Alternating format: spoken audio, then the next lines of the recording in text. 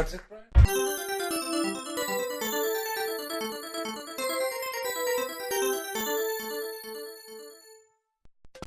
Hey everybody! So, I was thinking in my head to try and flesh out something special. And then, in my mind, I just thought, instead of focusing on all the worry of having to flesh out the alternate reality episodes, while also having to balance out the Partners in Time Minecrafting, while also having to balance out when the next blockman episodes come down my legs, it's so stressful! Before all of that, how about I actually do a video on how I actually make the stuff, so that you guys can try it at home.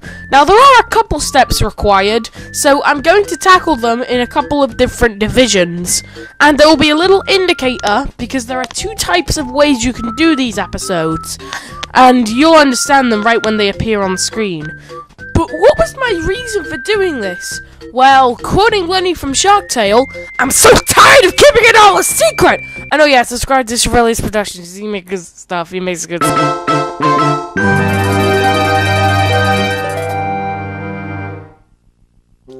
Now, my computer may look like a mess, but just follow what I'm doing. First of all, you're going to want to open up Roblox Studio and create a new world. I heavily recommend the base plate, because the base plate can be edited very harshly. But to be honest, it doesn't matter what you pick, I just think base plate is the most customizable.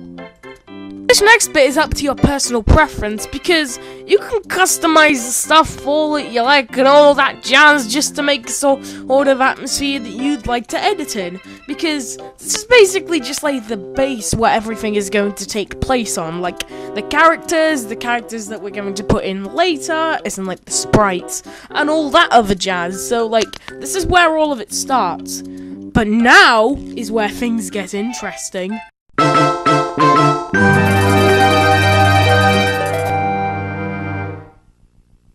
Alright, now, let's say that you now wanted to implement your characters. Well, boys, I have the perfect thing for you. I have a little plugin called Character Loader. What this does is it looks for a player's name and then implements their character straight into it.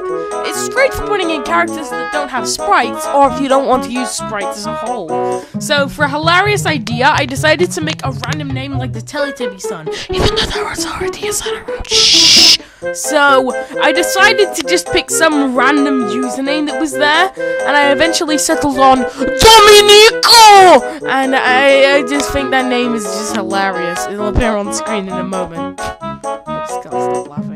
Now, there are so many people to choose from, but let's just keep it simple by implementing this fancy man. Huh, that's actually a really nice username and a really nice avatar. I wonder who invented that.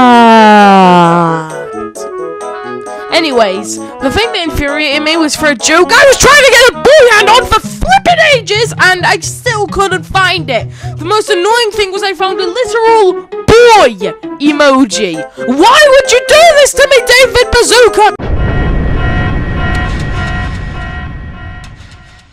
Now, this next bit is with a big red exclamation mark, because if your version of an operating system does not have this pre-installed, then you are completely boned, and you will not be able to continue this. Alright? Let's continue. Finally, I get to talk about the snipping tool.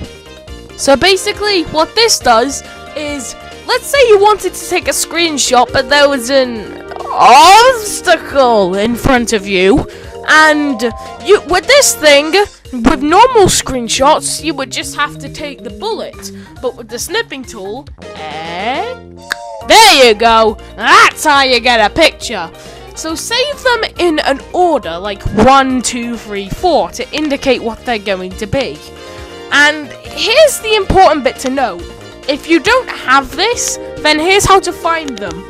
On the OSs that I know, on Windows 7, just go into the applications and search snipping tool. It's not hard.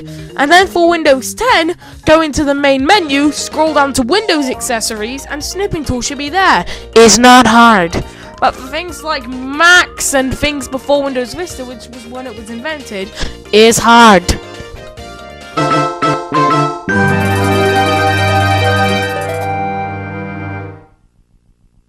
Now, this is where my audience can divide a little bit, because you need some sort of program to implement sprites that don't have a transparent background.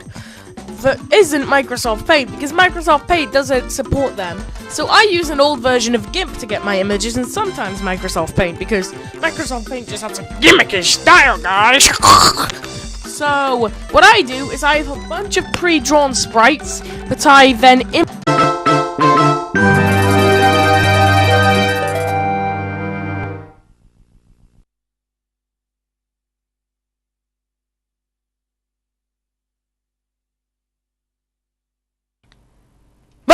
I think I caught everybody there. So yeah, this is what my editing software looks like. It looks like a bunch of spaghetti.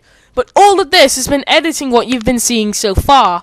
And this is the point where, yeah, I'm just recording on a black screen, but I'm going to just basically state right here that for the editing bit, it can kind of differentiate on what sort of editing software you have. Personally, I use this old, forgotten editing software that was bundled with my Hop Century capture card. Yes, I use a Hop Century. That's why my footage looks a little funny, I guess. And the other thing to know is that your editing softwares can always vary on your results. Like, if you're using Windows Movie Maker, you're going to get a bunch of dislikes. If you're using Sony Vegas, you can become a Cadicarus, yes. And I use something that's kind of in the middle between them to kind of get okay results. Like, hey, this is definitely not on Windows Movie Maker, but it's not on Sony Vegas either. So, what is this on? So, try and find a editing software that's the perfect balance.